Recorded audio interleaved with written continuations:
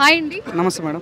So నమస్తే. తేజ సజ్జా నటిస్తున్న మిరాయి నుండి టీజర్ వచ్చింది, ఎలా అనిపించింది మీకు? చాలా చాలా అద్భుతంగా అయింది. నిజంగా టీజర్ వచ్చిన తర్వాత తగలబెట్టేసాడని చెప్పొచ్చు. సింగిల్ ఏమంటారు అవుట్ స్టాండింగ్ పర్ఫార్మెన్స్ అని చెప్పొచ్చు. మెయిన్గా మంచు మనది అన్న లుక్స్ కానీ గెటప్స్ కానీ అసలు నేను ఊహించలేదు.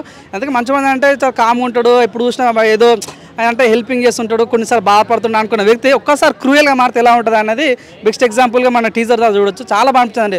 ఒక డైలాగ్ వాడారు, చిన్నప్పుడు నాకు ఇదే రాయితో నువ్వు కొట్టినావు కదా సార్, ఇది నా టైం నిన్ను కొడతా అన్నట్లు గురువు కొట్టినాడు. ఆ డైలాగ్ నిజంగా ఆ డైలాగ్ ఎవరు అసలు తెలియదు కానీ అది ఇండైరెక్ట్గా మంచు మోహన్ బాబుకి తగిలినట్టు అనిపించింది. సో తన గెటప్స్ కానీ తనకు అడ్వెంచర్ సీన్ మెయిన్గా యాక్షన్ సీన్స్ ఇట్లా నిజంగా గత్తర్ రేపుదని చెప్పొచ్చు. చాలా మంది అండి.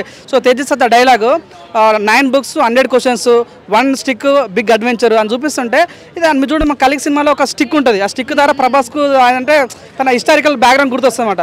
ఇది కూడా అటువంటి బ్యాక్డ్రాప్ మూవీ లాగా అనిపిస్తుంది. ఒక కలికి లాగాను, ఒక హనుమాన్ సినిమా లాగాను, ఒక చావా సినిమా లాగాను ఆ రకంగా ఫోటోగ్రఫీ కానీ విజువలైజేషన్ కానీ యాక్షన్స్ అట్లా కనిపిస్తున్నాయి. కాబట్టి అన్నప్పుడు చెప్తాను, తేజ సజ్జా హనుమాన్ సినిమాతో మంచిగా ఇట్టుకుంటున్నాండి.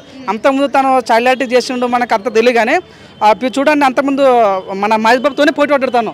సో ఒక చిన్న సినిమా అండి, ప్రపంచాన్ని పాన్ ఇండియా దాకా వెళ్ళింది తను. సో ఇప్పుడు అట్లాంటి బ్యాక్డ్రాప్లో సేమ్ అట్లాంటి సినిమాతో వస్తుంది కాబట్టి ఎక్స్ప్రెషన్ చాలా ఉన్నాయి. ఆ విషయాలు ఆల్ బెస్ట్ మంచి ఇటు కొట్టాలని కోరుకుంటాం. September 5న రాబోతున్న సినిమా నిజంగా గత్తర్ లేపుతారని నమ్మొచ్చండి. అంటే మంచు మనోజ్ ఇప్పటి వరకు హీరో రోల్సే చేశారు, బట్ ఇప్పటి వరకు నెగిటివ్ రోల్స్ చేయలేదు. ఈ మూవీలో చూస్తూ ఉంటే విలన్ రోల్ చేస్తున్నట్టు అనిపిస్తుంది, మరి వర్కౌట్ అవుతుంది? 100% అండి. చూడండి ఆయన డైలాగ్ డెలివరీ చాలా బాగా అనిపించింది, యాక్షన్ ఇచ్చేది చాలా బాగుంది. సినిమా టీజర్ వరకు అయితే నాకు నచ్చింది.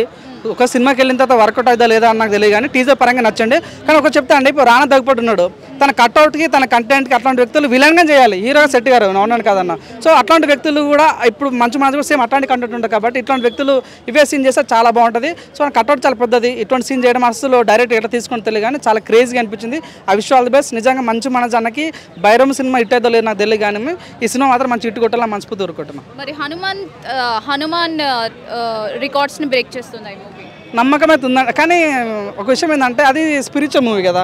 సో ఇది కూడా అట్లాంటి జోనర్ స్పిరిచువల్ ఇన్వాల్వ్ అయ్యి ఉంటే మాత్రం 100% కుట్టే ఛాన్స్ ఉంది.